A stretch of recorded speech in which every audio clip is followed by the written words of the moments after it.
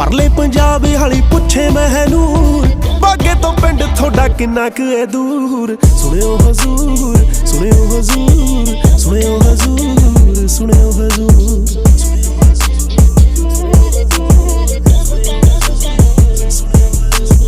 मुक्तसर जुत्ती पटियाला शाही सूट वे, शॉपिंग करा दी तैनू दसी जाऊं रूट वे।